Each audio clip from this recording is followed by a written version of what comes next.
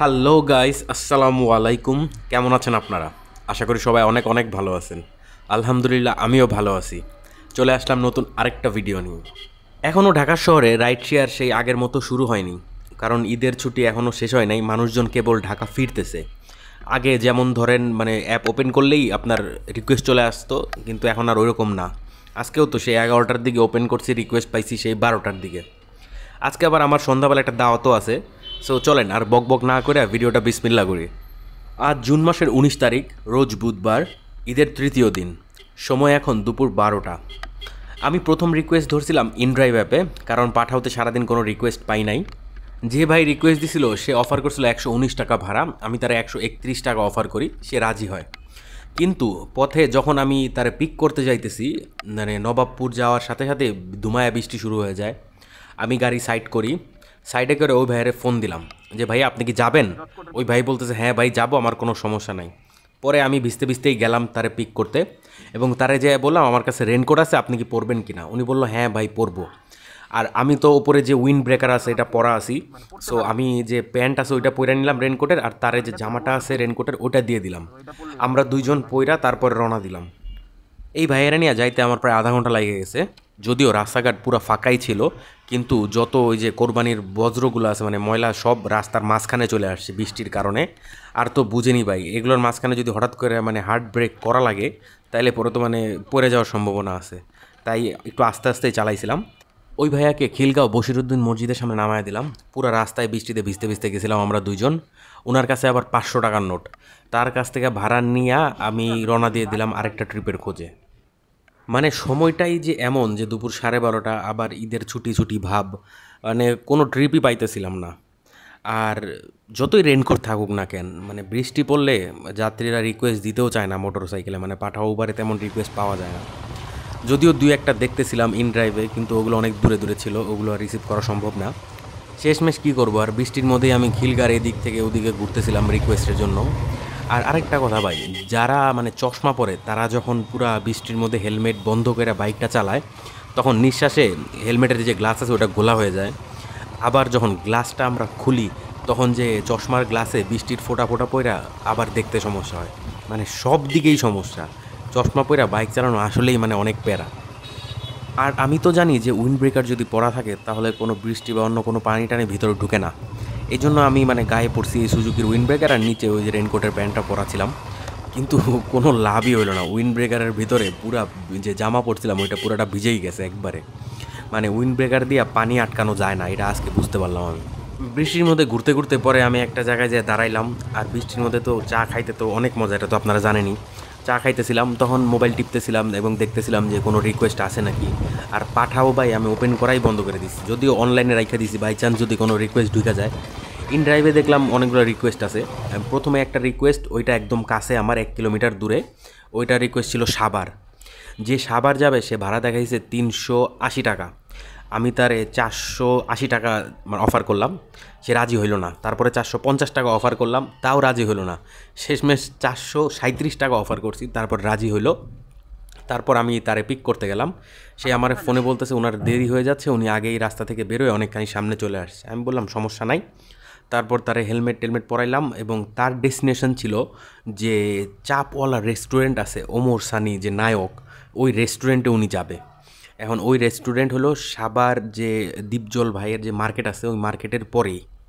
So তারে উঠায় রওনা দিয়ে দিলাম। আর আর ওই আপুরে আমি বইলেও দিছি যে আমার রেনকোট আছে, সমস্যা নাই, বাই চান্স যদি একটু বেশি বৃষ্টি পড়ে তাহলে আপনি রেনকোট পইরা নিয়েন। উনি বললো ঠিক আছে। আমার 2-3 দিন আগে যে ভিডিওটা দিছিলাম ওটা দেখার পরে অনেকেই কমেন্টে একটা প্রশ্ন করতেছেন যে মোটর সাইকেল চালাইতে ইন্স্যুরেন্স দরকার হয় কি না। না ভাই, কোনো ইন্স্যুরেন্স দরকার হয় না।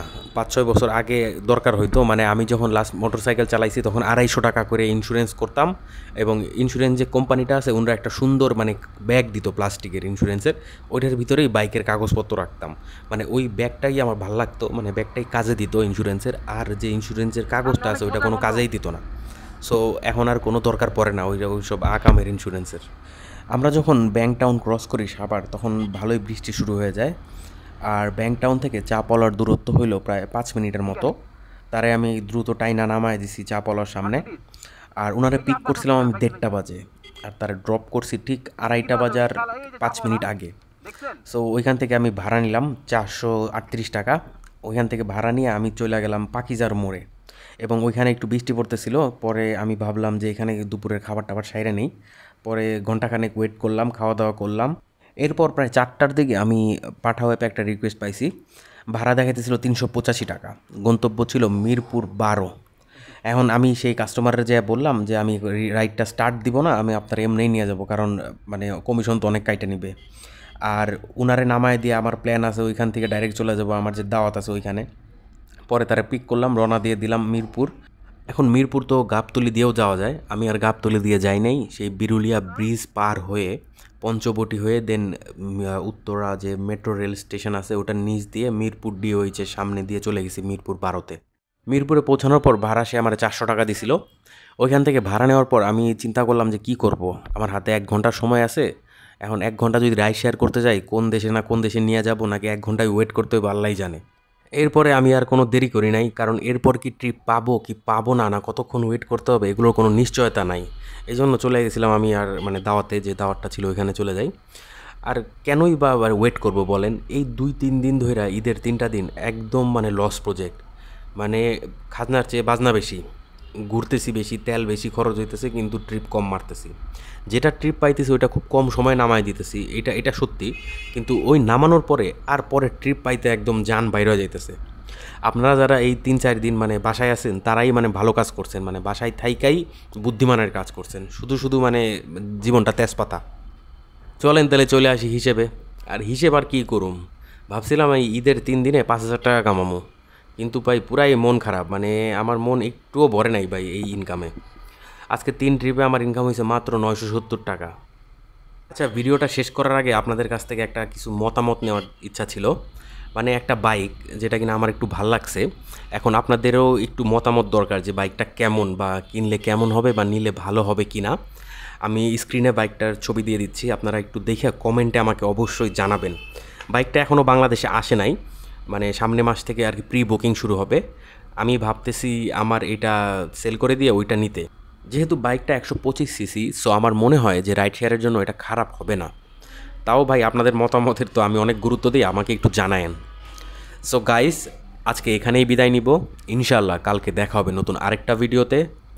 সেই পর্যন্ত সবাই ভালো থাকবেন, সুস্থ থাকবেন আর নিরাপদে থাকবেন। ভিডিওটাকে কিন্তু অবশ্যই লাইক দিবেন। আর আমি যেহেতু করি আপনাদের কেয়ার, সো আপনাদের কি করা উচিত, এই ভিডিওটা শেয়ার, তাই না? নতুন যারা আছেন তারা অবশ্যই সাবস্ক্রাইব করতে ভুলবেন না। প্রশ্ন থাকলে কমেন্ট বক্সে করবেন, আমি অবশ্যই উত্তর দিব। সবাইকে অসংখ্য ধন্যবাদ এবং ঈদ মোবারক।